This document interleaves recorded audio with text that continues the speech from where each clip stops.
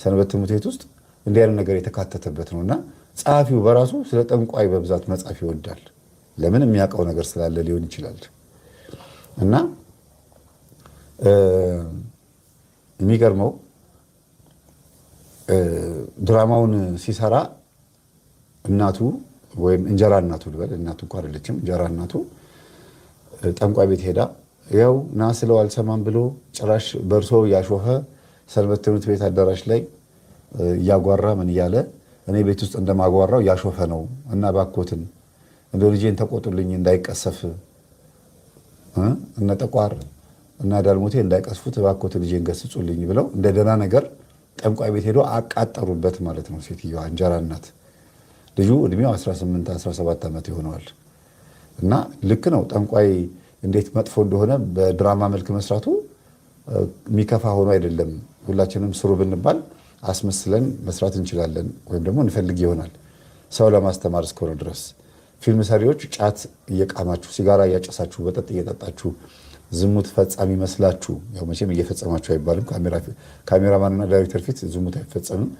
እና ዝሙት የምትፈጽሙ መስላችሁ ተሳሳሙ ተብሎ ፊልም ይሰራል። ግን እውነት አይደለም።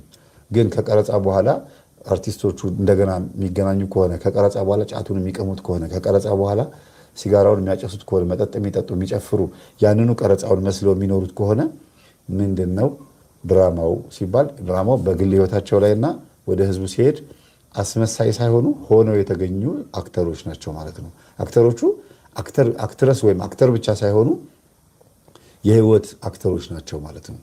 እና በሱስ የተጠመዱ አክተሮችን ካያችሁ ለፊልም ብለው የጀመሩት ነገር ይገባባቸዋል። እንዲሁም ይሄ ነገር እውነት ነው እንዴ ጠንቋይ ቤት ሄደን እስቲ እንሞክር ምናልባት እንደዚህ ካጋጠመኝ እንደዚህ ነገር ከቀናኝ ብለው ያደርጉታል። እና የእውነት ጠንቋይን አማክሮ ወይም ሰይጣን ያረፈበትን ሰው አማክሮ ገንዘብ እንደሚገኝ፣ እድል እንደሚሳካ፣ ድምፅ እንደሚስተካከል ወይም ሀብት እንደሚገኝ አድርገው በድራማ የጀመሩትን ወደ ሪያሊቲ ያመጡታል፣ ለብቻቸው ሲሆኑ ማለት ነው። ይሄ ነገር እኮ ድራማ ላይሆን ይችላል ይላሉ። ሲሞክረው የእውነት ሞክረው ይላሉ እና በእውነተኛው ነገር ይገቡበታል ማለት ነው። እና ሰንበት ተማሪው እንዴት ነው ወደ ጠንቋይ ቤት መጥቶ የተንበረከከው? በበሽታ ታሞ ነው። እና ታሞ ራሱን ስቶ ወድቆ ያገኘው ራሱን ጠንቋይ ቤት ውስጥ ነው። እና የት ያለ ይመስልሃል አለው እያጓራ ሰውየው። እንዴ የት ነው የመጣሁት ብሎ ተነስቶ እንዴ ልትሄድ ነው እንዴ? ድራማ ስትሰራ ሰንበት ትምህርት ቤት የሌለ ነገር ከምትሰራ እውነተኛውን ነገር እንድታይ ብዬ ነው። እስቲ ምን እመስላለሁ አለው። ሰውየው ደነገጠ፣ ማለት ልጁ ደነገጠ። ጠንቋዩ የሚገርም ልብስ ለብሶ ሶፋ ላይ ቁጭ ብሏል። ሰዎቹ ክብብ አድርገውታል። ቡና ምናምን በእርግጥ አለ ረከቦት፣ በጣም ትልቅ ረከቦት ነው ያለው። እዛ ረከቦት ላይ 100 ምናምን ስኒ ተደርድሯል። 3ም 2ም ጡት ያለው ጀበና ተቀምጧል። ግን ሰውየው ደልቀቅ ብሎ ቁጭ ብሎ ወርቅ ምናምን አሸንክታ አድርጎ ጣቶቹ እንዳለ ወርቅ በወርቅ ሆኖ ምናምን ተቀምጦ ሌላ አይነት ጠንቋላ ነው እየተጠንቆላ ያለውና አይ ቲንክ ባለሳሳት ጠንቋይ ቤት ነው ያለሁት አለ። በትክክል ተመልሰዋል ምናምን ብሎ አሾፈበት። ከዛ ልጁ ሙድ እየተያዘበት ምናምን መስሎት ማለት በትክክል ጠንቋይ ቤት መሆኑን አውቋል። ግን የሆነ ቀልደኛ ፌዘኛ ጠንቋይ መስሎት እንደ ልጅ ማለት ነው አሁን ሊድ እኔ ሰንበት ትምህርት ቤት ጥራት አለብኝ እኔ ታመሜ ነበር እዚህ እንዴት እንደመጣሁ አላውቅም ምናምን ብሎ ዞር ሲል ና በል ቁጭ በል ብላ እንጀራ እናቱ ቁጭ አደረገችውና አሁን ትእዛዝ ልትቀበል ነው፣ ይሄ በጠንቋይ የምታሾፈውን ነገር ምናምን አቁም ምናምን ብላ ስትነግረው አይደለም እንዴ እንዲያውም እኮ ያስፋፋልናል የኛን በቃ እንዴት አድርጎ እንደሚያቀርበው መቼም ሰይጣን ክፉ ነው ብለህ ነው የምታቀርበው፣ ግን እኛ የምናውቀው እዚህ እንግዲህ ይኸው እንደምታየው እናትህም አንተን የምታበላህ የምታጠጣህ በእኛ ነው። አንተ ሰይጣን የምትለው አንተ አጋንንት የምትለው ሲያበላ ሲያጠጣን ያየ ነው ምናምን ብሎ ተይው ድራማውን መስራት ይችላል ብሎ ፈቀደለት።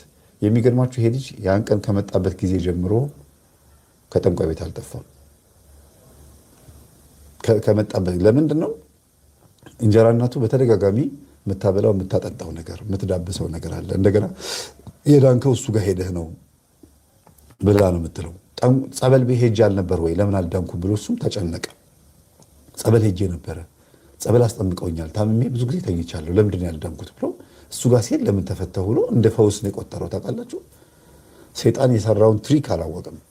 ጸበል ስንሄድ ከቤታችን ጸልየን መውጣት አለብን። አለበለዚያ እኛ ጸበል ስንጠመቅ ሳሙና ቀረሽ ሻወር ነው የምንወስደው። አጅሬው ቤት ስለሚደበቅ አጅሬው ቤት ተደብቆ ሂድ ተጠመቅ፣ ችግር የለውም ደርሰህ ስንመጣ አብረን እንበላለን አብረን እንተኛለን ይልሃል። ስለዚህ ከቤት ነው አስረ ነው መውጣት ያለብን። ተከተለኝ ጸበል ድረስ በስላሴ ስም ከፊት ቀድመ ጸበል ጠብቀኝ ነው ማለት ያለባችሁ ብዬ የምናገረው ለዚህ ነው። እምነት ብቻ ምግባር የሌለው ክርስትና ሰንበት ትምህርት ቤቱም ስንጓጓዝ ዲያቆንም ሰባኪ ምንም አገልጋይም ስንሆን ቤተክርስቲያን ስንመላለስ በምን መልኩ መመላለስ እንዳለብን ዛሬ የምናያቸው ነገሮች አሉ ማለት ነው። በጣም ጠቃሚ ነገሮች ናቸው እና ይሄ ያኔ። ሁለተኛው ደግሞ ሌላኛው አርቲስት ነው፣ ድራማ የሚሰራ አርቲስት ነው። እሱንም ስም ቢያምጥቼዋለሁ ነው የሚለው እና ፊልም ስትሰራ ተጨነክ መሰለኝ ጥንቆልና ምን እንደሚመስል እኔ በደንብ አስተምርሃለሁ ብዬ በመንፈሴ ስም ቢያምጥቼ አስተምሬው ድራማና ፊልም ሰርቷል። ድራማና ፊልም ሰርቷል። ትክክል ሳጓራ ነው ማየት የምትፈልገው ወይስ መዘመን ፈልጌ እንደ ዘመናዊ ሆኜ ነው ማየት የምትፈልገው ብዬ ሁሉ አማርጨዋለሁ አለ። አይ ሰው በሚያውቀው ነው ብሎ ጠየቀኛል። እና አንዳንድ ቪዲዮዎችን ስንመለከት ያስቃሉ። እነዛ ቪዲዮዎች አንዳንድ ቪዲዮዎች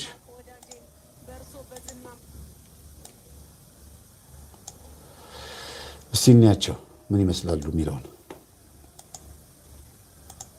ሰማውን በአይኗ እንድታይ ወዳጅ እኔም ይሄንን ስለማቅ ወዳጄን በርሶ በዝና የምትሰማውን በአይኗ እንድታይ ወዳጄን ይዣት መጥቻለሁ። በርሶ መጀን ጌታዬ። ችግሯ ምንድን ነው? ትናገር። ፊልም ነው እንግዲህ ይሄ ድራማ ነው፣ ተከታታይ ድራማና ፊልም ነው። አርቲስቶቹ የሰሙትን ያዩትን ያጣሩትን ጥናት ያደረጉትን የጥንቆልና አካሄድ ነው እያሳዩን ያሉት። ምነግራችሁም በደንብ አስተውላችሁ አዳምጠው። ምኑ መፍትሄ ታገኛለች? ተናገሪ። ምን መሰለች? ምን መሰለ እኮ እኔን አንተ እንዴት ብትደፍረኝ ነው እኔን አንተ ብላ የምትጠራኝ? ይማሯት የኔ ጌታ ይማሯት፣ ይቅር ይበሏት። ካለማወቅ እንጂ ከድፍረት አይደለም የኔ ጌታ። በሩህሩህነቶት የሚታወቁ ለስንቱ መሸሸጊያ የሆኑ አባቴ ይቅርታ አርጉላት እባክዎ፣ ይቅርታ አርጉላት። አውሌው አዝኗል፣ ተቆጥቷል። ለዚህ ድፍረቷ ደግሞ ዋጋ ትከፍላለች፣ ትቀጣለች። እንደ ፈረስም ያደርገዋል። አንዳንዴ እንዲህ አይነት ነገሮች ሰውን ሊያስተምሩ ይችላሉ፣ ሊያመጡታል። ግን ከአስተማሪነቱ ይልቅ አሁን እናንተ እንደምጽፉት ያስፈራል ብላችሁ እንደምጽፉት ከአስተማሪነቱ ይልቅ ምኑ ይጎላል መሰላችሁ? ሴትዮዋ ልትሰራ ያሰበችው ተንኮል መጨረሻዋ መጥፎ እንደሆነና እንዳልሆነ አያሳዩትም። አንዳንዶቹ ስታብድ ስትሞት የሆነ ነገር ሀብታም መሆን ፈልጋ ከሆነ ሀብታም ስትሆን ነው የሚያሳዩት። ከዛ መጨረሻዋን ብዙ ጊዜ አያሳዩም። ካሳዩ ሰየው በጣም ጥሩ ነው። ግን ብዙ ጊዜ ሪዛልቱን ብታሳዩ አርቲስቶች ውጤቱን እንደዚህ አይነት ቦታ መታ ያካበተችው ሀብት መጨረሻው ምን እንደሆነ ብታሳዩልን ደስ ይለናል። አንዱ ትልቁ ደስ የሚለኝ ነገር። ሁለተኛ እዚህ ቦታ የሚመጡ ታዳሚዎች ወይም ደግሞ ሰው የሚይዟቸው አሁን ጓደኛዋ ነች ይዛት የመጣችው በጓደኛዋ ግፊት የመጣችው እና ሙሉ ኢንፎርሜሽን አልነገረቻትም።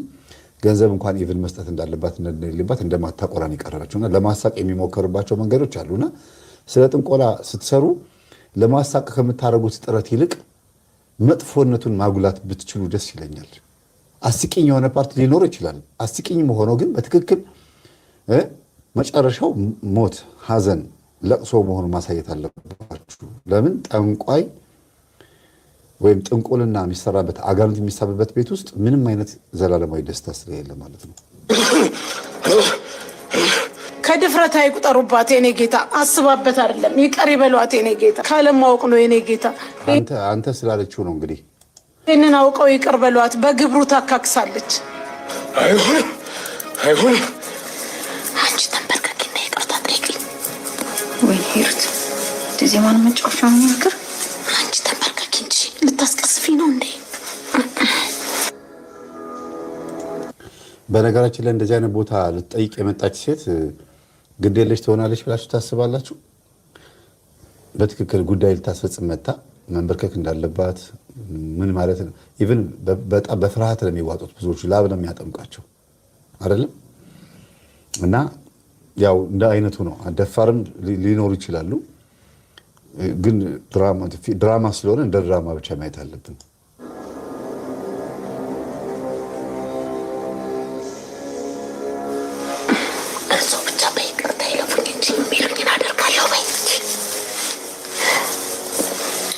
የአሁኑን ጥፋቴን ይቅር ይበሉኝ እንጂ የሚፈልጉትን ነገር ሁሉ አደርጋለሁ። እንዲህ በይቅርታ የምናልፈው ጉዳይ አይደለም።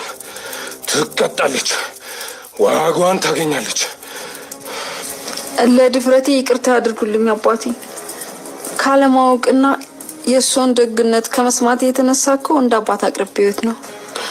አንተ ብዬ መጥራቴ እና ይሄ ንግግሬ ደግሞ ካናደዶት እንደ ትእዛዙ ይሁን። እርስዎ ይቅር ይበሉኝ እንጂ ምላሽንም ቆርጠሽ ስጪኝ ቢሉኝ እንዳሉት አደርጋለሁ። እንዴ አንተ ብላ ያቀለለችው ሰውዬ አንቱ ለምን አላልሽኝም? ስለዚህ ቆርጠሽ ስጪኝ ብላ ትሰጣለች።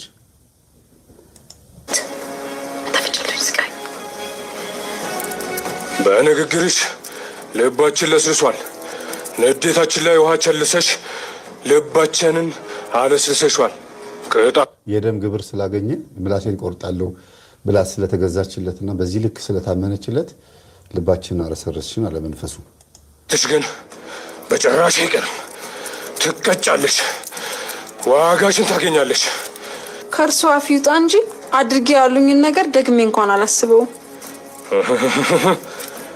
ያሰብነውን ሁሉ ነገር ትተናል።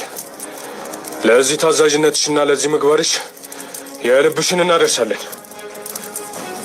በእርስዎ መጀን አባብዬ፣ በእርስዎ መጀን። ለማንኛውም በቀጣይ ይህንን በር ስትረግጪ ሽቶ ጠጥተሽ እንድትገቢ። እርስዎ እንዳሉት ይሆናል የኔ አባት። እርስዎ እንዳሉት ይሁን። እርስዎ እንዳሉት የኔ አባት። ጓደኛ ነች የምታመጣት። ስለዚህ ጓደኛ አስቀሳፊም ተቀሳፊም ናት። ብዙ ጊዜ ሰዎች የሚበላሹት በጓደኛ ነው። እኔ እንሂድ እንዲህ ያለ ነገር አለ እዚህ ሰፈር አንድ አዋቂ ያሉ ብላ ድንቁርናን ትሰብካታለች ማለት ነው፣ የሰውየውን ድንቁርና። ስለዚህ ብዙ ጊዜ ሰው በጓደኛው ተስቦ ነው የሚሄደው። ራሱ ወዶ ፈቅዶ የሚሄደውም ከዛ በኋላ ነው በደንብ ጎበዝ ታታሪ ሆኖ የሚፋጠነው በሌሊት ተነስቶ እንጂ ያው ሰውን የሚያሳስተው ብዙ ሰው። አሁን ችግርሽን ተናገሪ። የመፍትሄ ቤት ነው ያለሽው። አዝነሽ መተሽ እየፈነደቅሽ ትመለሻለሽ። በህይወቴ ውስጥ አንዲት እንቅፋት አለች። እሷን ከህይወቴ ዞር እንዲያደርጉልኝ ፈልጌ ነበር። ማነኝ አለች? የእኔን ባሪያ በመንገዷ እንቅፋት የምትሆነው? አብራኝ ነው የምትኖረው። ከእጄ ትበላለች፣ ትጠጣለች። እሷ እንዲያነሱልኝ ብቻ ነው የሚፈልገው። አይኗን ጎልጉለን እግሯን ቄጤማ አድርገን እንገላታለን። አይ ጌታዬ፣ በመሰረቱ ጠንቋይ እንደዚህ ቶሎ እንገላታለን አይልም። አሁን አርቲስቶች በደንብ መማር ያለባችሁ ምንድን ነው እንግዲህ ሰይጣን ስለሆነ ያው ገዳይ ነው ብላችሁ አስባችሁ ነው። እጅግ በጣም ሩህሩህ ቸር ሆኖ ነው የሚቀርበው። አምጧት ችግር የለውም ነይ በሏት ይላል። ወይም ደግሞ ችግር የለውም እኛ የሚሆነውን እናደርጋለን አንቺ ብቻ የሚሆነውን አርጊ ነው የሚሉት። እና በጣም ቸር እንደሆኑ አዛኝ እንደሆኑ መስሎ ነው የሚቀርቡት። አይ ቲንክ በብዙ ኢንተርቪው ከተማርኩት ውስጥ ነው የምነግራችሁ። እና እኔም በቦታው በዛ ቦታ ላይ ለመገሰጽና ለመቃወም የገባሁበት ሁኔታ ስላለ ነው። ከዛ በፊት ነግሬያቸዋለሁ። እግዚአብሔር ይገስጽህ ብዬ ለማለት የገባሁበት ሁኔታ አለ። እና በጣም ለስላሳ ሆኖ የሚቀርቡት እንደ እባብ ገላ ማለት ነው። መርዙን ደብቆ ገላውን አሳምሮ እንደሚታከክ እባብ ማለት ነው። እንደሱ ሳይሆን የሚፈልገው አቅሏን ስታ እንድታብድ ነው። መኖሯ ለአንቺ ጥቅም አለው?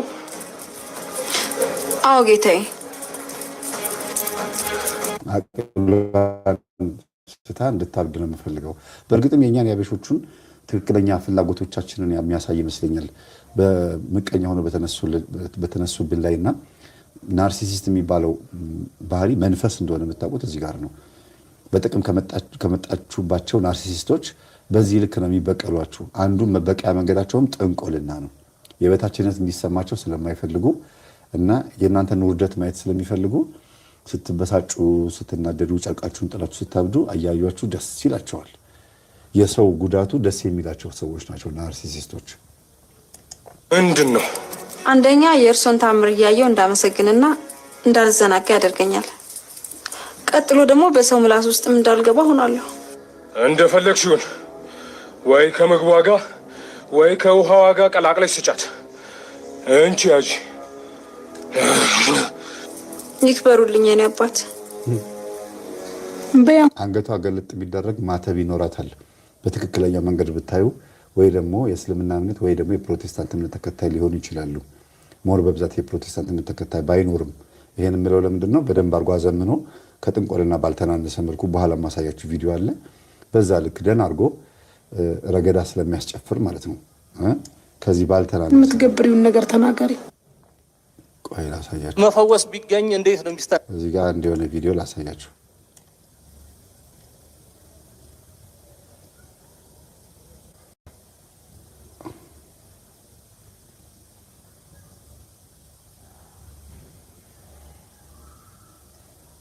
አሳያችኋለሁ አንድ ቪዲዮ እንዴት ያው በምንፍቅና እኔ ፕሮቴስታንት የሚለውን እምነት የማየው እንደ አንድ ሃይማኖት ሳይሆን ሽፍት ያደረገ የመናፍስት አሰራር ነው ብዬ ነው የማስበው። ይሄ መብቴ ነው፣ የራሴ መብቴ ነው፣ እይታዬ ነው። እነሱ እኛን ስዕል አመለካችሁ ጥንቁልና ነው እንደሚሉት ሁሉ እኛ ደግሞ የራሳችን ቪው ፖይንት ማስቀመጥ መብታችን ነው እና ሽፍት ያደረገ ወይም ደግሞ ትንሽ ሻል ያለ በኪቦርድ በምናምን የታጀበ ሂፕኖሲስ አፍዛ ደንዝ ጥንቁልና አሰራር ነው ብዬ ነው የማስበው። ምክንያቱም በስሜ ይመጣሉ ብሎ ክርስቶስ ተናገረ ማለት ተቀበሏቸው ነው ማለት አይደለም። እነሆ በእልፍኝ አለ በጓዳ ነው ቢሏችሁ በበረሃ ነው ቢሏችሁ በስሜ ይመጣሉና እንዳትቀበሏቸው ነው ያለው ክርስቶስ። ስለዚህ ልንቀበላቸው ስለማንችል ማለት ነው። እና እዚህ ጋር እንግዲህ በተቻለ መጠን ሰይጣን ቸርና አዛኝ ሆኖ ጥሩ ምግብ እየሰጣት ነው። እንድታብድ እፈልጋለሁ ጓደኛዬ ብላ ተናገረ ማለት ነው።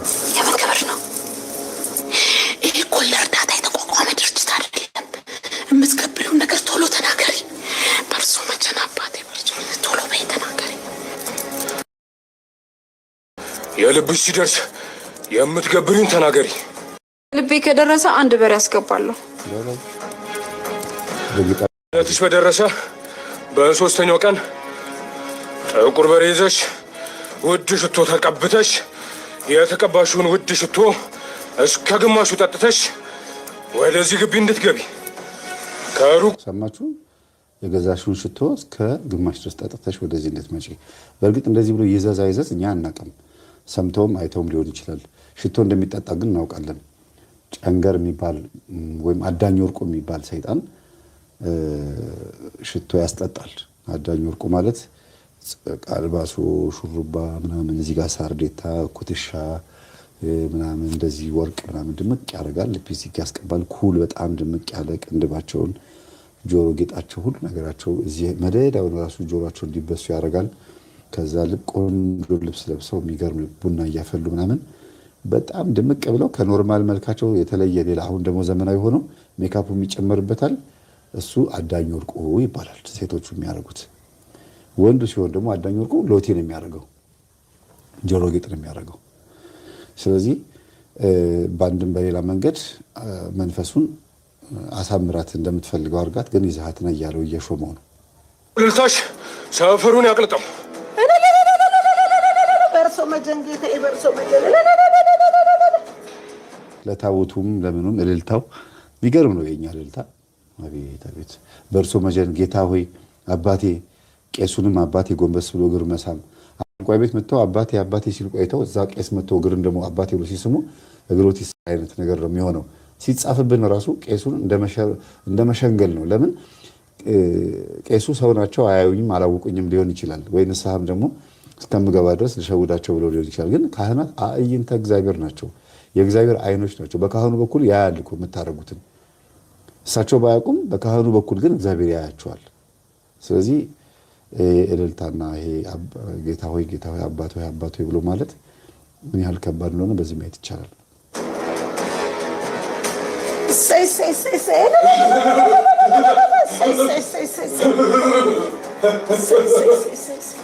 እልል እያልሽ እሺ በይ እንጂ። እሺ የእኔ ጌታ ያሉትን ሁሉ አደርጋለሁ። እሱ መጀመሪያ አይ ጋሼ ጋር መግባት እና አሁን ይሄ እንግዲህ በዚሁ አለቀች። የ5 ደቂቃ ቪዲዮ በጣም ብዙ ነገር የምታስተምረው አሁን ድራማ ነው እስካሁን ያየችት። አሁን በትክክለኛው ደግሞ ድራማው እውነተኛ ሆኖ ደግሞ ታዩታላችሁ። ሰው ገባ ገባ እስከሚል ነው 5 ደቂቃ ቪዲዮ ያሳየሁት። ሼር አድርጉ ለብዙ ሰዎች። 784 ሰው ይታየኛል፣ ግን ላይክ ያደረገው 527 ሰው ነው። ለምን ሳታንኳኳ አትግቡ፣ ለብዙ ሰዎች አዳርሱልኝ። በኋላ 1500 ሰው መድረሱ ለማይቀር አሁን ነው ቢገቡ ጥሩ ነው ብዬ አስባለሁ። በየትራንስፖርቱ በየንግድ ቦታው በየቦታው ባላችሁበት የስራ መስክ ይሄን ቪዲዮ ስትመለከቱ እንድታዳርሱልኝ እፈልጋለሁ። ሊዳርስ እፈልጋለሁ።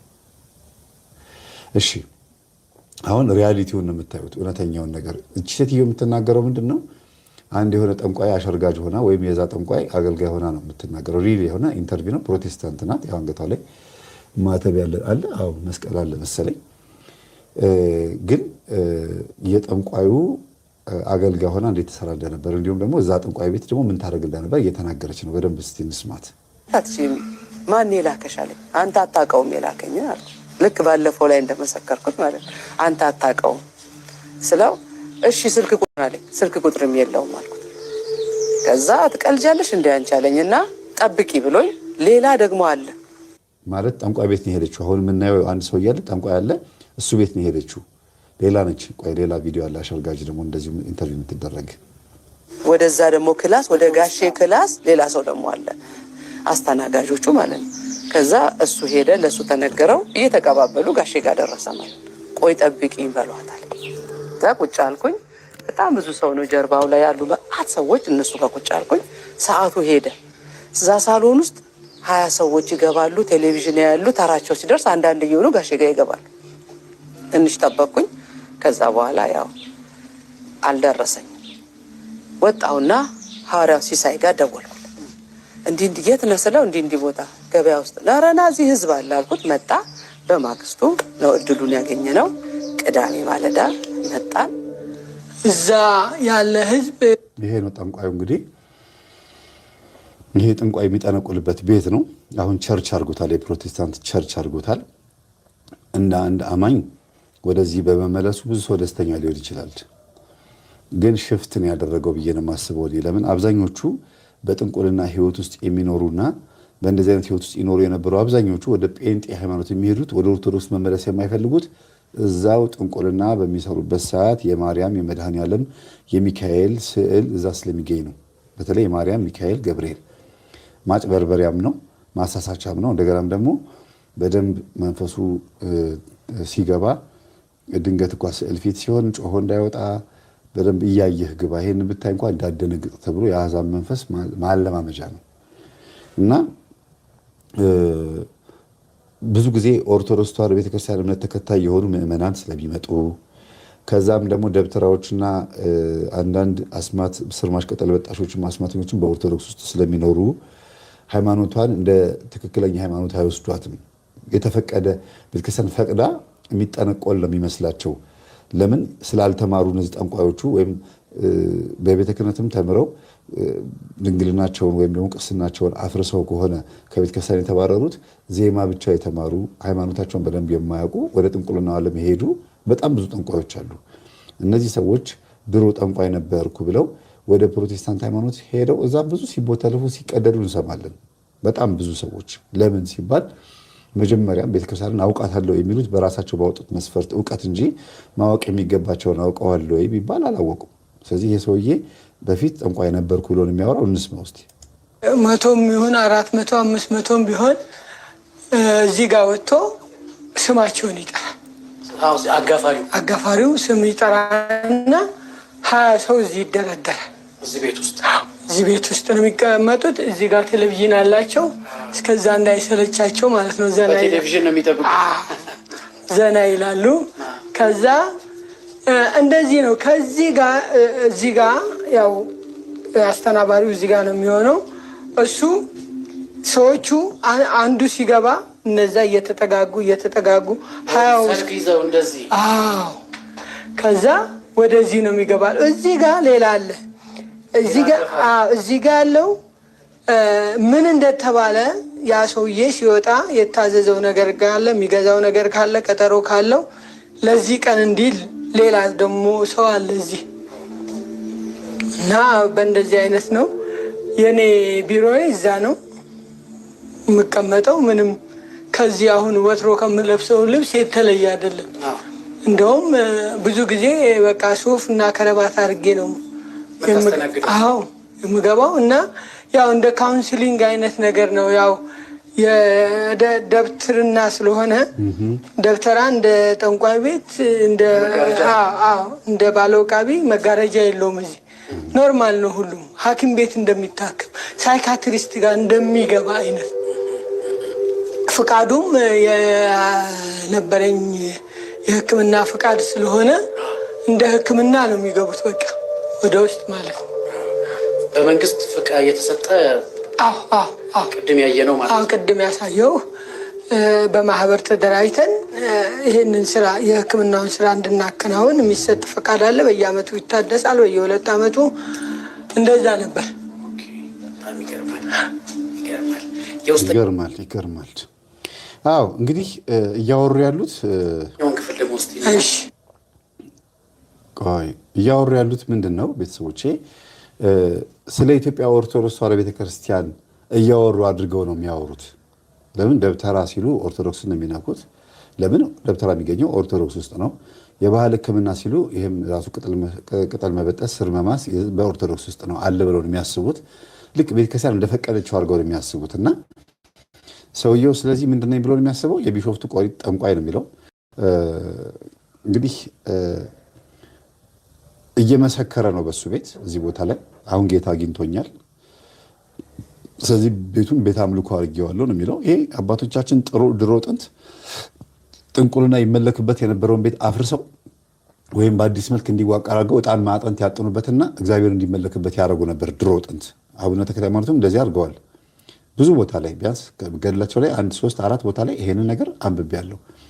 ይህ አዲስ ነገር አይደለም። ቤቱን ወደ ቅድስና መቀየር፣ ገልማ የነበረውን እናንተ ራሳችሁ ብዙ ጊዜ ቤታችሁ ውስጥ ገልማ ወይም ሲዳ ተብሎ መስዋዕት ይቀርብበት ይፈስበት የነበረበትን ቦታ በራችሁ ላይ ሲዳ ነው የሚባለው ይደረግበት የነበረውን ቦታ ለመንፈሳዊ አገልግሎት ወይም ጸሎት ቤት ምናምን ያደረጋችሁ ትኖራላችሁ። እግዚአብሔር ይመስገን። እንኳንም ሆነላችሁ፣ እንኳንም እግዚአብሔር ረዳችሁ ይሄን ማድረግ። ግን ደግሞ መቋቋም ትችላላችሁ ወይ? ይሄ ድሮ ይመለክበት ነበር ይሄ ቦታ። ስለዚህ አሁን እየሰገድኩኝ ነው እዚህ ቦታ ላይ እግዚአብሔር መንፈሱን አሳድሮ መንፈሱን ይቃወምልኛል፣ ያስርልኛል ብላችሁ አምናችሁ በትክክል ያለ ፍርሃት እየኖራችሁ ነው ወይ የሚለው ነገር እናንተን ነው የምጠይቀው። እዚህ ቦታ ላይ ግን አልሸሹም፣ ዞር አሉ ነው። አቀፍከውም አዘልከውም ሁለቱም ተሸከምከው ነው። ስለዚህ ዛሬ ንስሐ የገባውን ጠንቋይ የነገረኝን ልንገራችሁ። እነዚህ ቪዲዮዎች በሙሉ ከሰውየው ጋር የተገናኙ ነገር ስለሆነ ሰሌክት አድርጌ መርጬ ያመጣኋቸው ብዙ ቪዲዮ ያዘጋጀሁት እና እንደ አዲስ ነው ኤዲት ያደረኩት ማለት ነው። ቡሽሪ የሚባለውን ፕሮቴስታንት ፓስተር ታውቁታላችሁ? መጥቶ እዚህ ብዙ የፕሮቴስታንት የደቡብ ልጆችን በተለያዩ ቆሻሻ ነገሮች በአተላ በፈርስ በሰው ልጅ አይነ ምድር ያጠመቃቸው ማለት ነው። ቡሽሪ የሚባል በጣም የሚያሳፍር ቆሻሻ የሆነ ነቢያትን የፈለፈለ ቆሻሻ ነቢይ ነው። ወይ ማነው? ሰው ነው። የምን ነቢይ? ሰውም አይደለም አውሬ። እና እኔ ጋር መጥቶ ነበር አለ። የሚገርማችሁ በአስተርጓሚ እኔ ጋር መጥቶ ነበር አለ። በቃ በትክክል ሰዎች ሌሎች ቋንቋ የሚናገሩ የሌላ አፍሪካ ቋንቋ የሚናገሩት ይልክብኝ ነበረ ፓስተሮችን። እና እንዘምን፣ አብረን እንሰልጥን፣ ብዙ ብር ይከፈልሃል እና እኛ ጋር እናሰልጥንህ። እንዳንተ አይነቶቹን 1 15 16 ሰብስበናል። አሁን እየሰበሰብናቸው ና እናሰልጥንህ። ጌታን መቀበል አለመቀበል አይመለከተንም። ና እናሰልጥንህ፣ ገንዘብ የሚገኝበት ቻንስ ነው ተብዬ ተጠርቼ ነበር አለ። የሚገርም ነገር ነው። ዛሬ የቆረበው ዛሬ ልደታ አይደለች? ግንቦት መጋቢት 1 አይደለ? ዛሬ በልደታ ማርያም ቅዱስ ቁርባን የተቀበለው ጠንቋይ የነበረው ሰው የነገረኝ ነገር ለመነገራችሁ በጣም ብዙ ነገር ስለነገረኝ እኔ ዛሬ ይሄን ባወራው ነገ እሱ የሚናገረው ነገር እንደተሻማሁት አልቆጥረው እና ብዙዎቹን አውቀውም ሳያውቁትም ሰይጣኑ ያዘምናቸዋል። አውቀው የሚያዘምናቸው ቢዝነስ የሚገኝበት ነው። አሪፍ አይን የሆነ ቦታ ነው። ትንሽ ልዳበልና ትንሽ ሰራ ላርግ ምናምን ትንሽ ልዝለል ልፈንጠዝ ይላል።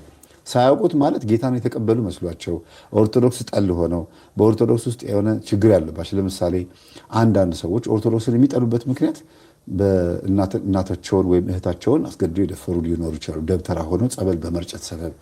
አንዳንዶቹ ቤተክርስቲያን አባቶችን የሚጠሉበት ምክንያት ገንዘባቸውን ሊበሏቸው ይችላሉ። በድብትርና በጥንቁልና በቤታቸው መጥተው አብሾ ሊያጠጡ ይችላሉ። ወይ የሆነ ነገር አስማት ምናምን ሲያሳዩቸው ሊያዩ ይችላሉ።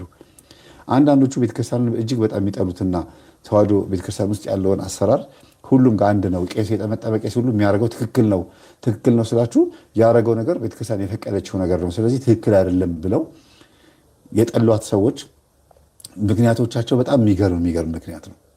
ከዛ ሁሉ ውስጥ ግን በጣም የሚገርመው መጽሐፍ ቅዱስን መሰረት ባደረገ ቃላቱን መሰረት ባደረገ በጥቅሱ ላይ ተወያይተው ተነጋግረው ፕሮቴስታንት የሆኑ አንድም ሰው የለም።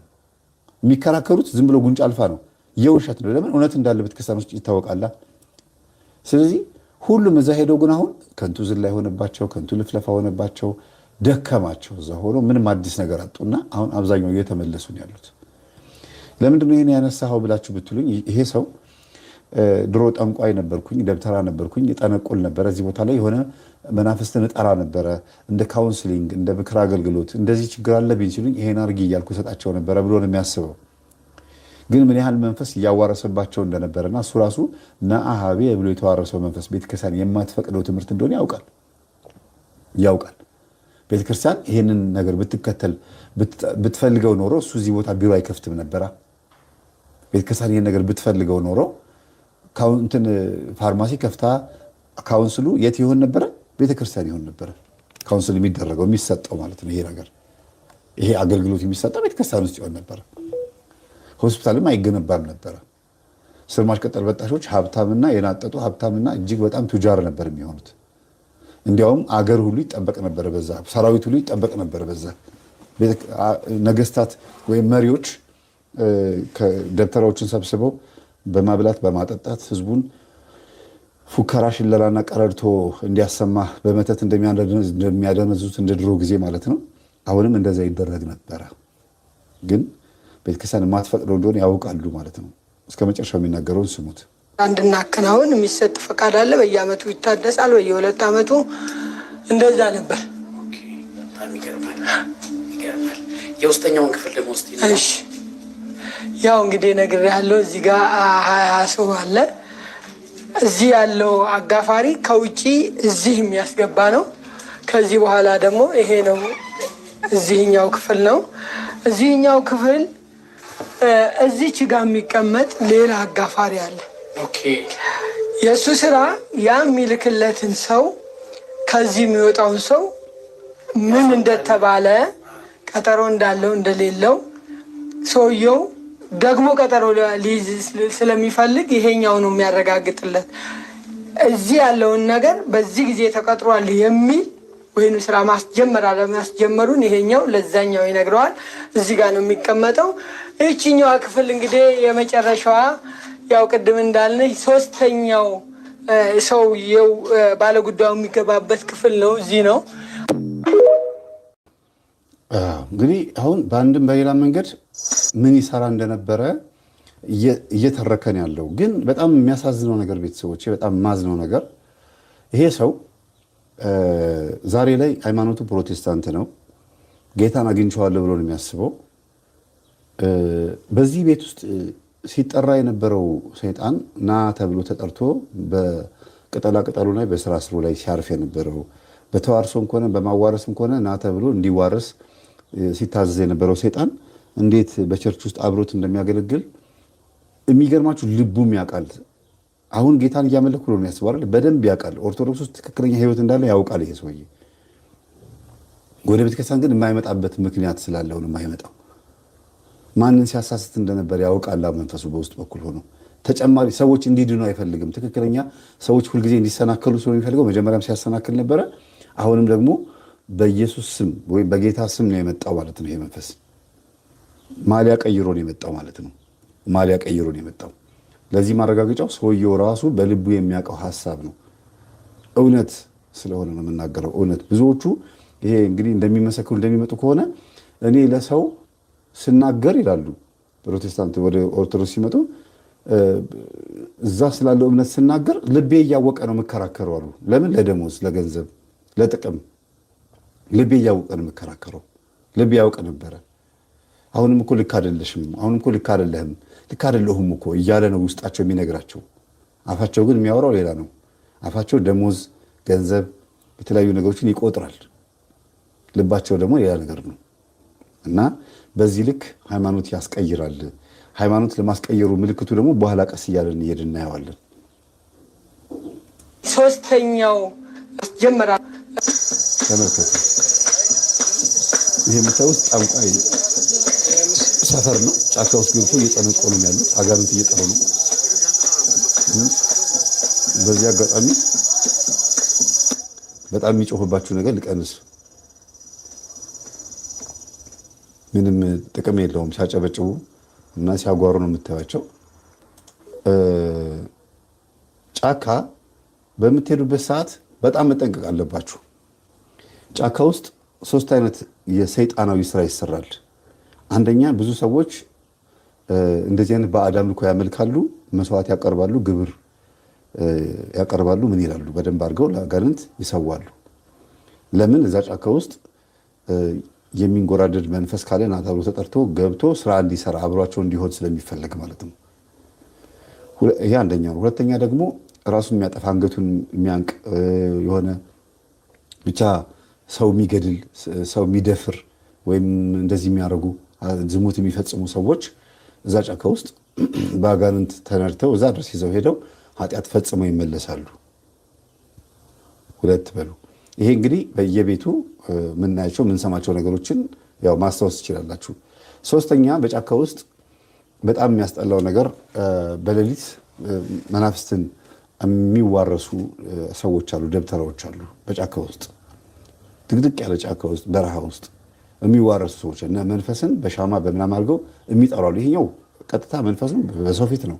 እነዛኞቹ ግን ለብቻቸው ወጥቶ አንድ ሰው ለብቻው ወጥቶ ሄዶ ሰይጣንን በስርዓቱ የሚጠራ የሚያስሳል። እና እነዚህ ሰው የሌለበት አካባቢ ላይ ጫካ ውስጥ መንፈስን ለመጥራት የሚደረጉ ሂደቶች ነው። እና በእንደዚህ አይነት ቦታ ስታልፉ በጣም ጥንቃቄ ማድረግ አለባችሁ። ልክፍት አለ።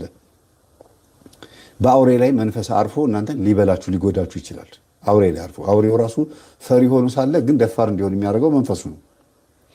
እና እንግዲህ እዛ ደብተራው በቤት ውስጥ ሆኖ ጥንቆልና ሲሰራ ዘመናዊ ሆኖ እንደዚሁ እንደለበስኩት ለብሼ ነው የሚለው ሰውየው። ሱፉን ለብሶ ሸሚዙን አድርጎ ኖርማሊ ነው። እንደ ጠንቋይ መልበስ አይጠበቅብኝም ምክንያቱም እኔ ደብተራ ነበርኩኝ ነው የሚለው። ስለዚህ ቤተክርስቲያንን በደንብ አውቃታለሁ ብሎ የሚያስበው ማለት ነው። ቤተክርስቲያንን አውቃታለሁ ማለት መጥቶ ደሞዝ መቀበል ወይም መጥቶ ክብ ቤተክርስቲያን ላይ 4 ማዕዘን ቤተክርስቲያን ላይ መጥቶ መሳለም ወይም እዛ ግንቡን ማየት አይደለም። ትምህርቷን፣ አስተምሯን፣ እውቀቷን ማወቅ ነው። ያንን የሚያውቅ ሰው ደግሞ ጠንቋይ አይሆንም። የፈለገ ቢሆን ጠንቋይ አይሆንም፣ እውቀቱ ያለው ሰው ማለት ነው። እና አውቃለሁ ብለው የሚያስቡ ሰዎች ግን ጠንቋይ ሆኖ የምናገኛቸው ከማወቃቸው በፊት በመንፈስ ስለተያዙ ነው። ስለዚህ ከማወቃቸው በፊት በመንፈስ ከተያዙ ደግሞ እውቀታቸው በሙሉ ለማን ይሆናል? ለአጅር ይሆናል። ከዛስ ወደ ፕሮቴስታንት አዳራሽ ወደ ሌላ ቦታም ሲሄዱ ወደ ሌላ እምነትም ሲሄዱ አውቀነዋል የሚሉትን እውቀታቸውን እዛ ሄደው እውቀቱ እውቀት እንዳልሆነ ተራ እንደሆነ ግዙንም ምኑንም እያጣቀሱ እየዘረዘሩ ለመናገር ይሞክራሉ ማለት ነው። ይሄ ነው እንግዲህ። ስለዚህ እዚህ ቦታ የምታዩቸው ሰዎች በጫካ ሄደን ጠነቁላለን እንደዚህ እናደርጋለን ምናምን ብለው የሚናገሩት ከዚህ ቦታ ነጠላ ነው የለበሱት። ተመልከቱ፣ ነጠላ ለብሰዋል። የትም ሲሄዱ በእርግጥ ኢትዮጵያን ሰዎች ሻሽና ስከርፕ ስለማያውቁ ነው ልትሉ አትችሉም። ሻሽም ያውቃሉ፣ ስከርፕም ያውቃሉ። ግን ሁለቱም ቦታ መሄድ ትክክል እንደሆነ ምን ያህል እንደሚያስቡ በዚህ ማየት ትችላላችሁ። የዛሬ ሳምንት ገጠመኛዋን የለቀኳት ልጅ አይታችኋል። ሐሙስ ዕለትና ዓርብ ዕለት በተከታታይ የለቀኩላችሁ ገጠመኝ ማለት ነው። ልጅቷ እንዴት አይነት ህይወት እንዳሳለፈች ጠዋት ቤተክርስቲያን፣ ከሰዓት ጠንቋይ ቤት፣ ከሰዓት ቸርች፣ ማታ ጠንቋይ ቤት የምትሄድበት ሁኔታ ነበረ ልጅቷ። አይደለም እንዴ? ቪዲዮ ራሷ ነች የተናገረችው። ተለቋል። ቲክቶክ ላይ ለቃችሁታል። ስለዚህ ሰው እንደዚህ አይነት ኑሮ እየኖረ በቀን ከ2 ወንዶች ጋር ሩካቤ ፈጽሞ የወር አበባ ላይ ሆና ቤተ መቅደስ መግባት፣ ግልወ ሲፈጽሙ ቤተክርስቲያን መግባት ምን ያህል እውቀቱ እንደሌላቸው ነው የሚያሳየው። ማተብ ብቻ አንጠልጥለን እንደምንሽከረከር በቂ ትምህርት እንዳልተሰጠ ነው የሚያሳየው። ይሄ ማለት ግን ቤተክርስቲያን ጉድለት አለባት፣ እግዚአብሔር የለባትም፣ ኢየሱስ ያለው ፕሮቴስታንት ላይ ነው ማለት አይደለም። ጠንቋይ ቤት የእመቤታችን ስዕል ታየ ማለት እንዴት ስዕሉ እያለ ሰይጣን እዛ ቦታ ሊቀመጥ ቻለልና አንችልም። የተባረከና ያልተባረከ ስዕል አለ። እንደዛማ ከሆነ ከጌታችን ከኢየሱስ ክርስቶስ ጎን የተሰቀሉት ሰዎች በመስቀል ነው የተሰቀሉት። በቅርጽ ከሆነ ክርስቶስም የተሰቀለው በመስቀል ነው፣ እነሱም በመስቀል ነው። እኛ ታዲያ የትኛው መስቀል ነው የምንወደው? ወይም ሰይጣን የሚጮኸው የትኛው መስቀል አይቶ ነው ብለን ማሰብ አለብን። በግራ የተሰቀለው ወይ በቀኝ የተሰቀለው መስቀል በራሱ የራሱ የተመሳቀለ ነገር አለው። እንደዛም ከሆነ ጫማችን ከታች ሶሉ ላይ የመስቀል ምልክትም ሊኖር ይችላል። ወይ በየቦታው ላይ ልናይ ፕሮቴስታንት ቸርች ውስጥ የመስቀል ምልክት ልናይ እንችላለን። ዋናው መስቀል መሆኑ ሳይሆን መስቀል ኃይላችን ነው ብሎ ማመኑ ላይ ነው። እኛ እናምናለን፣ እነሱ ግን መስቀል ኃይላችን ነው አይሉም። ስለዚህ ኃይሉ ያለው ምኑ ላይ ነው? እምነት ላይ ነው። ስለዚህ ስዕሉ ከገበያ ተገዝቶ መጥቶ ተለጠፈ ማለት ኃይል አለው ማለት አይደለም። እመቤታችንን ስናያት እኮ እመቤታችን ነች ብለን ስለምናምን ነው አይደል እንዴ? እመቤታችን አዎ ነኝ ብላ ለእኛ ታምር ብትሰራለን፣ ቅዱስ ሚካኤልም ቅዱስ ገብርኤልም እንጂ ሚካኤል ሰይጣንን ሲቀጠቅጠው ስዕሉ እዛ ጠንቋይ ቤት ስለተለጠፈ ሰይጣን እዚህ ቤት የተቀጠቀጠ ነው ማለት አይደለም። ስዕሉ ጨርቁ ነው የሄደው። ቤት በሚቃጠልበት ሰዓት ብዙ ጊዜ ስዕል ተረፈ የሚባለው ስዕሉ ከብዙ ስዕሎች መካከል እንዲተርፍ የተደረገው ስዕሉ ስለሚጸለይበትና ከተለያዩ ስዕሎች ውስጥ የተለየ ጸሎት የተደረገበትና እግዚአብሔር ኃይሉን የገለጸበት ስዕል ስለሆነ ወይም ጸሎት መጽሐፍ ስለሆነ ይተርፋል። ከብዙ ሰዎች አደጋ መካከል በጣም ብዙ አደጋ ይፈጠርና አንድ ሰው ወይ ሁለት ሰው ይተርፋል። እግዚአብሔር እንደዚህ እንደሚያደርግ ሁሉ ሁሉም ጨርቅ ጨርቅ አይደለም፣ ሁሉም ስዕል ስዕል አይደለም፣ ሁሉም ቅዱሳን ስዕላት ተብሎ ሊጠሩ አይችሉም። ገባችኋል? ያው ስዕል ካቶሊክ ቸርች ውስጥ ስላለ፣ ያው ስዕል ሌላ ቦታ ላይ ስላለ በየመንገዱ እንሽጠው ብለው መንገድ ላይ አስቀምጠውት አቧራ እየቃመ መኪና ባጠገቡ ሲያልፍ ሰው ሲያልፍ በእግሩ ምናልባት እየረገጠውም ሊሆን ስለሚችል ማለት ነው። ግን ክብር ለሚገባው ክብርን ስጡ ስለሚል ስዕሉ በቤታችን ገብቶ ወልውለ ነው ፍሬም አድርገንበት መጋረጃ አድርገንበት እመቤቴ ሆይ ማለት ስንጀምር አቤት ትላለች። ለምን? ክብር ለሚገባው ክብርን ስለሰጠን ማለት ነው። ኢቭን ቤታችሁ ውስጥም እንኳን ሆኖ አቧራውን ጠርጋችሁት የማታውቁት ስዕል ካለ አቧራውን መጥረግ ነው። ክብር ለሚገባው ክብርን ስጡ ይላል መጽሐፍ ቅዱስ። እና እዚህ ቦታ ላይ ይሄንን ነጠላ ለብሰው ሲመጡ ሰዎች በጣም ብዙ ጊዜ ይሸወዳሉ፣ ይሳሳታሉ። እያየን እንሂድ እስቲ።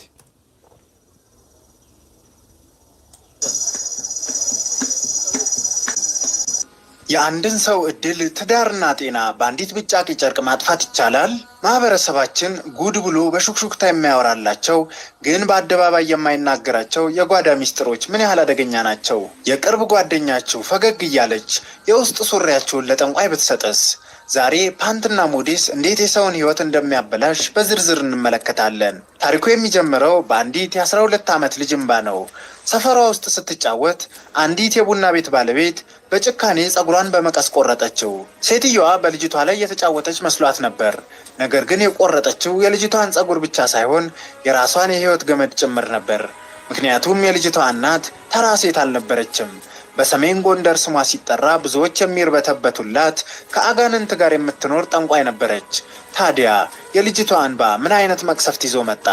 አብራችሁን ስትሆኑ ትሰሙታላችሁ። ፀሐይዋ የጎንደርን ሰማይ በወርቃማ ቀለም ሞልታለች። የሰፈሩ አቧራማ መንገድ በሕፃናት ጫጫታ ተሞልቷል። የ12 ዓመቷ ልጅ በዚያ አቧራ ውስጥ ትጫወታለች። አይኖቿ ውስጥ አንዳች አይነት የጠለቀ ከዕድሜዋ በላይ የሆነ እውቀት ይነበባል። ልጅቷ የምትጫወተው ከጓደኞቿ ጋር ሳይሆን ብቻዋን ነው። አይኖቿ መሬት ላይ የወደቁ የሚያብረቀርቁ ነገሮችን ይፈልጋሉ። የቆርቆሮ ክዳን፣ ያሸበረቀ ወረቀት ወይም የሚያብረቀርቅ ድንጋይ። ከመንገዱ ዳር በአካባቢው ታዋቂ የሆነ ቡና ቤት ይገኛል። ቤቱ ሁሌም በዘፈንና በወንዶች ሳቅ የተሞላ ነው። ባለቤቷ አልማዝ በውበቷ የምትመካ ባለዞማ ጸጉር ሴት ናት። አልማዝ በሰፈሩ ውስጥ በእብሪቷ ትታወቃለች። ገንዘብ አላት፣ ውበት አላት። ወንዶች በዙሪያዋ ይርመሰመሳሉ። ልጅቷ የቡና ቤቱን ግድግዳ ታካ ስታልፍ በሩ ላይ አንድ የሚያብረቀርቅ የቢራ ቆርኪ አየችና ለማንሳት ተንበርክካ እጇን ዘረጋች። ገና ቆርኪውን ሳትጨብጥ ከበላይዋ የቁጣ ድምፅ ወደቀባት። አንቺ ምን እየሰራሽ ነው? ልጅቷ ቀና አለች። አልማዝ እጇ ላይ ስለት ያለው መቀስ ይዛ በሩ ላይ ቆማለች። ፊቷ በፍርሃት ሳይሆን በንዴት ተውጧል። ምንም፣ ቆርኪ ላነሳ ነበር። ልጅቷ ድምጿ እየተንቀጠቀጠ መለሰች። ቆርኪ? ውሸታም! አልማዝ እየጮኸች ወደ ልጅቷ ተጠጋች። አውቃቸዋለሁ እኮ እናትሽ ልካሽ ነው? እድሌ ልትወስጂ ነው? የቤቴን በረከት ልትጠርጊ ነው የመጣሽው? ልጅቷ ግራ ገባት። ስለምን እድል ነው የምታወራው? እሷ የምትፈልገው ለመጫወቻ የሚሆን ቆርኪ ብቻ ነው። አይደለም እመቤቴ፣ ይቅርታ። ልጅቷ ወደ ኋላ ለመሸሽ ሞከረች። ነገር ግን አልማዝ ፈጣን ነበረች። የልጅቷን እጅ ያዘችውና ጎተተቻት።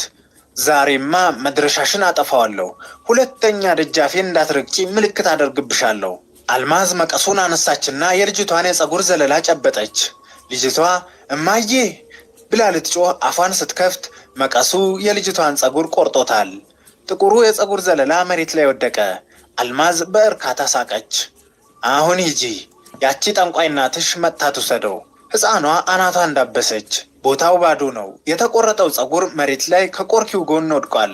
ውርደት ተሰማት፣ ፍርሃት ተሰማት። እንባዋ ከዓይኖቿ ፈሰሰ።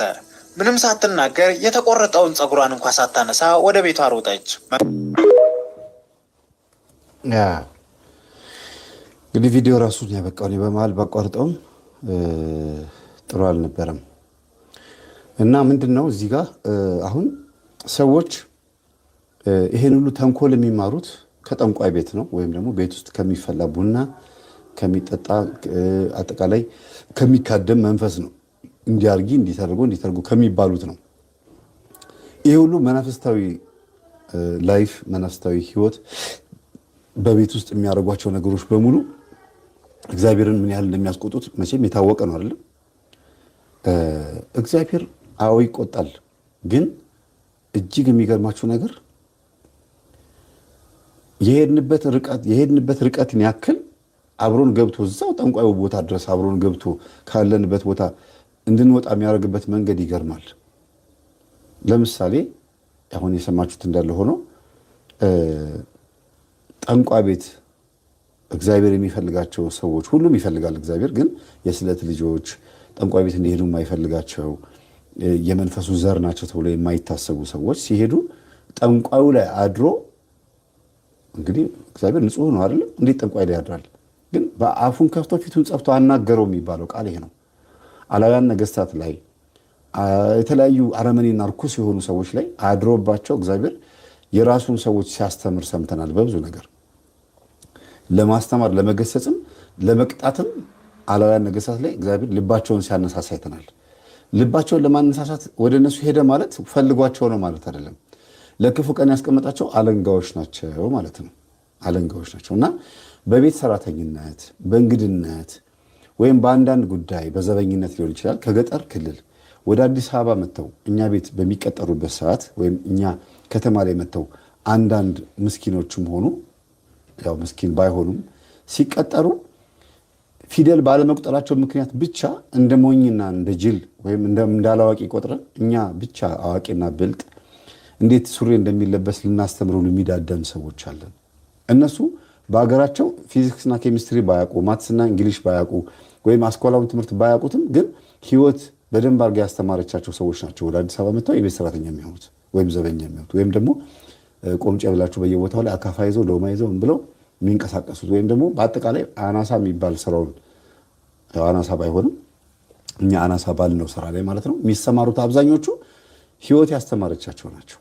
አብዛኛዎቹ አስኳላም የተማሩ ሊሆኑ ይችላሉ እኮ ግን እኛ እንደምናስባቸው አማርኛው ተንጋዶ ስለተባለ እኛ አማርኛን አንተ ስንል እነሱ አንተ ስላሉ፣ ደህና ነህ ስንል ደህና ነሽ ስላሉ አማርኛው ጠመም ምሳሌ የገጠር ልጆች ናቸው ስለሚባል አልሰለጠኑም ብለን ስለምናስብ የስንት ባላገሮች መጫወቻ የሆኑ የከተማ ማውሮችና አባወራዎች አሉ።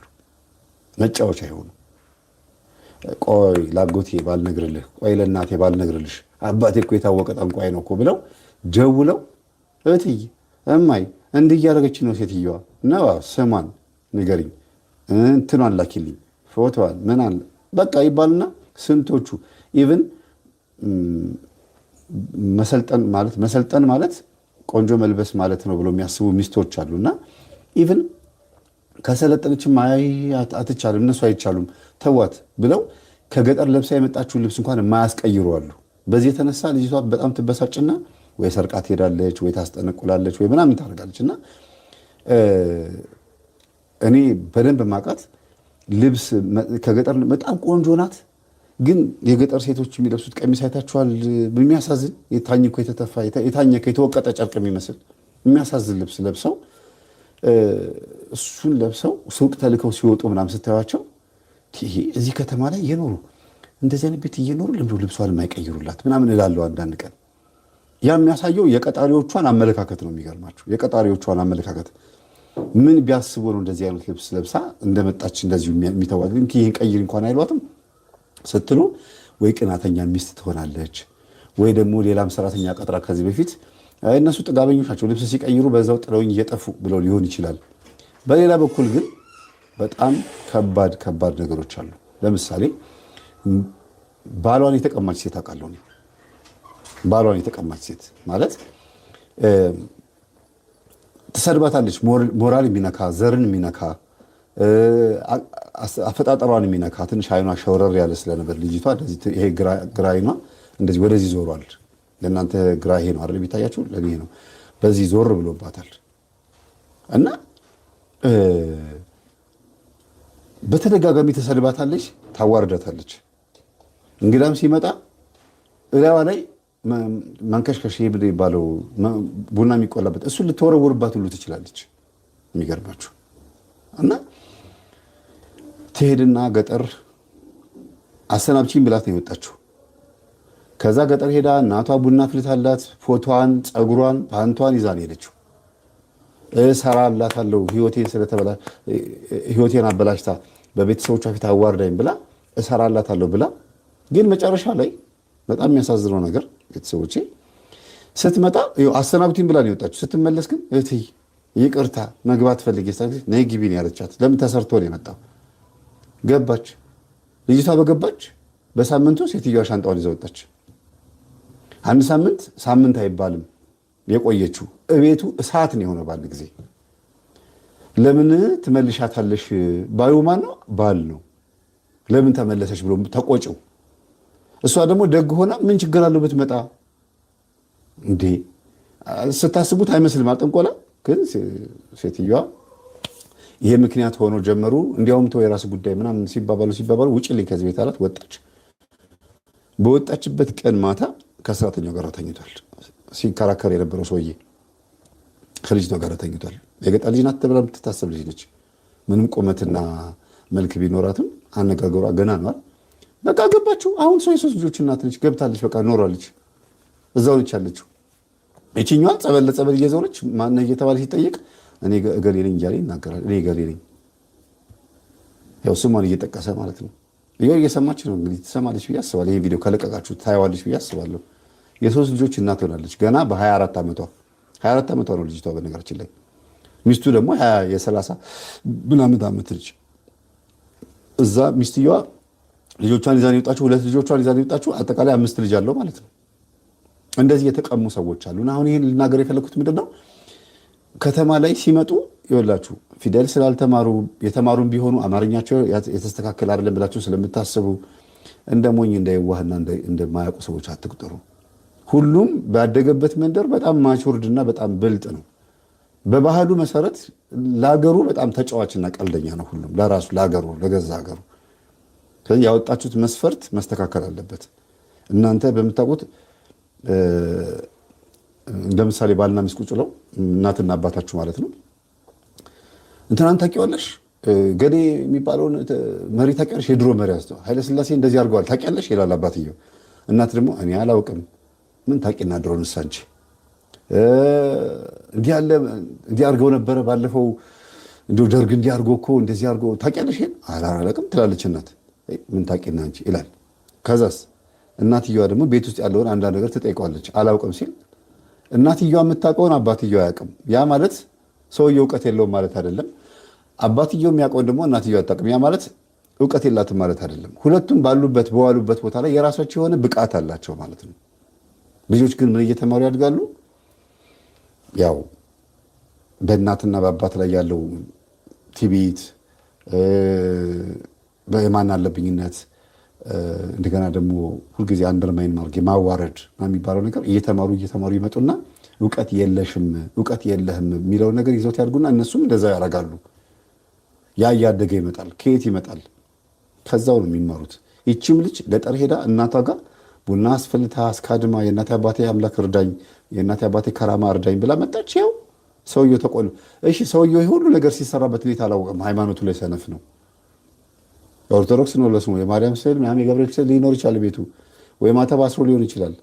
በቃ ግን ሰነፍ ነው። በቃ መንፈሱ ሰራበት ላይ ላይ ሰው ጉድ እስኪል የሰፈር ሰው ጉድ እስኪል ህፃኗን አገባት የቤት ሰራተኛዋን አገባት ተብሎ ፍዝዝ ድንዝዝ ያለ ሰው ሆኗል። በቃ በጣም የሚያሳዝን ነው። በፊት ከሚስቱ ጋር በነበረበት ጊዜ የነበረው ቁመና ሁሉ ነገሩ ምናምን በቃ በጣም ይለያል። አሁን ደግሞ ያለበት ሁኔታ የለም። ለምን መንፈስ እንደዚህ ያደርጋል? ተሰማት ፍርሃቶች ነው ያሉት። እስቲ መምህር የሚናገሩትን ደግሞ እንስማ። አሁን እንደ ቀልድ የምናያቸው የቤት ውስጥ የእናቴ አባቴ ከራማ የሚባሉት ማን እንደሆኑ ቅድም ሰውየው ሲያወራቸው የነበሩት መጀመሪያም ደግሞ ጠንቋይ ቤት ያየነው ድራማ እውነተኛ የህይወት ውጣ ውረድ እንደሆነ ደግሞ በዚህ ደግሞ እናያለን። በደንብ አስተውላችሁ አዳምጡ።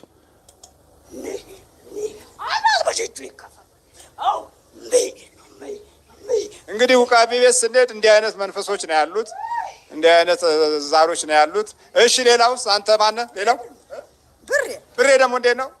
ብሬ ላሳየህ። ብሬ ዛተ ነው ብሬ፣ ሰይፈኛው ብሬ፣ ሰይፍ የለመደው እናቱና ልጅ አነባባሪ ባልና ሚስትን አነባባሪ። ሰይፈኛው ብሬ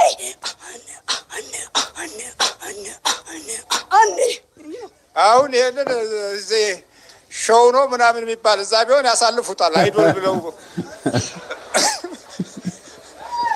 ምን ሾው ነው የምትሉት? አይዶል ሾው እሱን ማን አቋረና አባታችን ይሄ በጣም ያልፋል። እዛ በቴሌቪዥን አስተውላችሁ። እሺ ብሬ እንደዚህ ነው። እሺ ሌላውስ? እኔ እንደሱ ነው። ይበቃል እንግዲህ ብሬ። ሌላ የእያንዳንዱ መንፈስ ጩኸት እያሰሙ ነው። ባዘው እኔ ከተፈወስኩ ጊዜ ጀምሮ የመምህር የበታችን የመላከ መንክራት የመምህር ግርማ ወንድሙ ጉባኤ ጀርባቸው ላይ የእመቤታችንን ስዕል ሳየው በጣም ደስ ይለኛል። ልክ ከዳንኩበት ቀን ጀምሮ ስዕል ጀርባቸው ላይ የኔ ስዕል ነው የሚታየውና ያን ነገር ሳየው ለኔ በጣም ዓመተ ምሕረቱን በዛ ማስላት እችላለሁና ለኔ ትልቅ ደስታ ነው። ከዳንኩ በኋላ የሳልኳቸውን ስዕሎች ሳያቸው ራሱ በጣም ደስ የሚለኝ በጣም ሻምበሶ። በነገራችን ላይ ቅድም አይድል ሾው ቢገባ አንደኛ ነበር የሚወጣው ያሳልፉታል ብለው ያሉት ዛር መንፈስ የሚገርም እኮ ነው።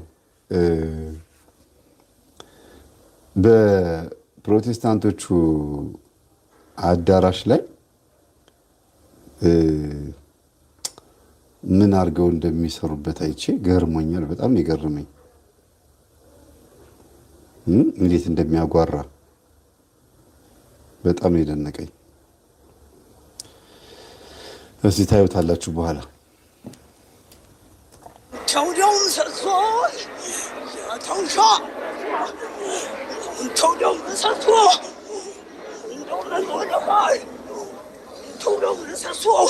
ይሄን እንቅስቃሴ ግን እያያችሁት ልብ ብላችሁ ይሄ እንቅስቃሴ አሁን መድረክ ላይ ኬሮግራፊዎች እነዚህ የባህል ምናምን ኬሮግራፈሮች እንደ ስታይል እያደረጉ እየሰሩበት ነው። ቅድምም ሲያጓራ አይታችሁታል። ጭብጨባ ሲኖረው ማሲንቆ ሲኖረው ምናምን ሲገባበት ብዙ ባህላዊ ጭፈራ ቦታዎች ላይ ተነስተው ቀውጥ የሚያደርጉትም ናይት ክለብም ሄደው የሚጨፍሩትም ይሄው መንፈስ እንትኑን እያስተነፈሰ ነው፣ ናፍቆቱን እያስተነፈሰ ነው ማለት ነው። እና በየናይት ክለቡ የምትጨፍሩ ወጣቶች የነጮችን ዘፈን የነጮችን ክሊፕ ከፍታችሁ ደስ ብሏችሁ ላበላብ ሆናችሁ ሌሊት ሰክራችሁ ጠጣችሁ የምትመጡት ምን እንደሆነ በኋላ በደንብ እንወያይበታለን። ከዚህ መነሻው ይሄ ነው። ግን እንደዚህ የሚያጓራ መንፈስ እናቶቻችን ላይ ስናይ እንደ ቀልድ ማየት የለብንም። ለምን ሲባል ወገባቸው ላይ ያማቸው እንዴ ጉሮሯቸውን ሳያማቸው ሌሊቱ ሙሉ ነው የሚያጓሩት። ያጋጫቸዋል፣ ቡና ይጠጣሉ፣ ጨጓራቸውን ይልፋቸዋል። ግን መንፈስ ነው። ከዛስ ደግሞ እጅግ የሚገርም ነው። ድምቅ ነው የሚለው መንዙማው የሚከፈት ጭፈራው የሚከፈት ምን የሚከፈት በስነ ስርዓቱ ግጥሙ ቀየር ብሎ የሽንጥና የዳለ ቢሆን የዘፈኑና እንትኑን የጠንቋላ ቤቱን አትለዩትም ማለት ነው፣ አይለይም። ስለዚህ እዚህ ቦታ ላይ የምታዩት የጠንቋይ ስሜት ብቻ አይደለም። ከዘፈኑ ጋር ስታገናኙት ምን ያህል ከየት ወዴት እንደተሻገረ መንፈሱ። ጠንቋይ ቤት አልሄዳችሁም እንጂ በየናይት ክለቡ ሄዳችሁ አረቄ የሚጠጣ ወሰንገላ ነው ብያችኋለሁ።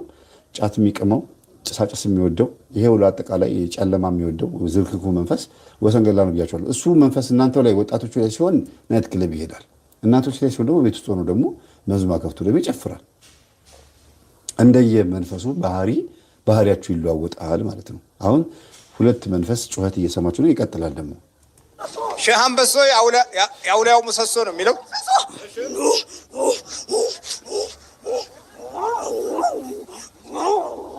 በመጽሐፍ ቅዱስ ውስጥ አጋንንትን አውጡ የሚለው ቃል እንደዚህ እንዳይሆነው ህብረተሰቡ የዚህ አይነት አኗኗር እንዳይኖር የሐዋርያዊ አገልግሎት ስራዎች ክፍል ውስጥ አንዱና ትልቁ አጋንንትን አውጡ የሚለው ነው።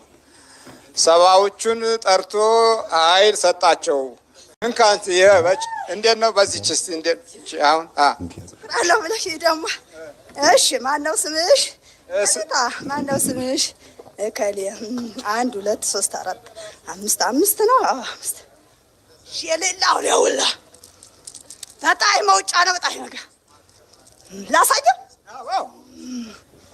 አዎ ክፍልሽ አንድ ያህል ሀገር ነው። በይ ተሳይ በይ ወይም ቀይ ዶሮ ወይ ቀይ በግ ተሳይ በይ በይ ተሳይ ትጎነበሳለሽ። እንዴት እና ትጎነበሰሽ? አዎ ያልሽው ይሁንልሽ፣ ያሰብሽ ይሟላልሽ። ሀማሪካን ሀጅዳ አንቺን ይበል ሁሉ ያሸርግድልሽ ማታና አላታለው ዲያረግና ዛዲያማ ምን አሚን አሚን አሚን አሚን ትላለሽ። እንዲያርገ ፈርዳለሁ እንግዲህ በቃ ስትያዝ ደግሞ እንደዚህ ነው። አሁን ይቺ ሴትዮ ይሄው መንፈስ እንዳለባት የጴንጤ ልጇ መታ እማዬ ጌታን ተቀበይ ብትላት እሺ ነው የምትለው። እንደዚሁ መንፈስ እያለ ለምን ያው እየተዋረደ ነው። አጅሬው ነው መጀመሪያም ሲያሰራ የነበረው በመስቀል የሚያዝ የሚዋረድ በእግዚአብሔር እጅ ውስጥ ሆኖ እየለፈለፈን ያለው እዚህ ቦታ ላይ አያችሁ። እንደዚህ ነው የምትፈርደው። እቃ ቢጠፋኝ ስንት ብረት ድስት ማማሳይ ማንኪያ ቢጠፋብኝ ምንድን ነው የምታደርገው? ፍረጃም አይደል አንዴ አለ ጎረቤት ወሰደው አለ። ውሸት ግን ነው። ወናቴን ላሙ በሬው ሲጠፋ ደግሞ ከእንዲህ ያለ በሬት ተዘግቷል። ሄደው ያገኘዋል። ሰይጣን ለመላክ ደግሞ ብዙ ነው ሰራዊት። ያው እናገራለሁ። ልከህታ ወዲያው ታስገኘዋለህ። ወዲያው አስገኘዋለሁ። እችማ ጎበዝ ናት እያለ ይመጣል። አሁን እኔ በቀደም ሳንቲም ጠፍቶ የነበረ የት ነው ወደቀብኝ? አይ ጉድ! ኧረ ተወኝ እባክህ አንተውን። ኧረ አልናገርም። እንዴት የሌላውን መናገርም አለማወቋ ይሆናል ልጅቱ። ኧረ አንተ አውጣኝ። አይ ንገረኛ። ያንተን አልናገርም እንጃ። ለምን ፈልገው ክርስቶስ ማርያም እያልክ ከዛው ፈልገው ነው ያላውቅልህም እንዴ? ታዲያ ምኑን አወቀው? እየመሰከረ እኮ ነው። አንተማ ኧረ አልጋ ስር እዛው ወርቆ ይገኝልሃል። ያንተማ ሊነካ አይነካማ እንዴ? ምን የሆነ ነው? በጣም አበዛ። መጀመሪያ የሚያሰርቀው ራሱ ነው። ከዛ በኋላ ራሱ አሰርቆ ራሱ ይናገራል። ስለዚህ ምንም ችግር የለበትም። እና ይሄ ነው የ30 ዓመት ስንት ዓመት አስጠንቆልኳል። 30 ዓመት ዘመዶች አይመጡም ብኝ ያርጋቸው እንጂ አንድ የሚደርስባት የለም። በግ ቢታረድ ዶሮ ቢታረድ አሁን የፋሲካ ቀይ ዳንግሌ በጓን አረደሽና 4 ግራሽ አባ በጓን ተጋጨሽና ኦሆ የጥቁር አንበሳ እንትና እያለሽ ሳታናው ብሪያ ቢምራይ ዘንድሮ በላሁት እኮ ያናንን ቀይ ዶሮ። አው ሰማችሁ ግጥሙን? አሁን ይህ ግጥም ዘፈን ላይ ብትሰሙት ያው እንግዲህ ገጣሚው ይደነቃል። የሚገርም ነው የሚሆነው።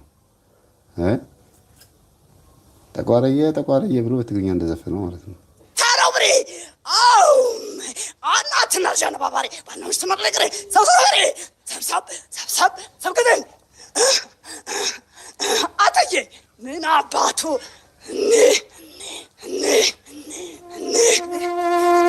የሚገርም እኮ ነው። በቃ እግዚአብሔር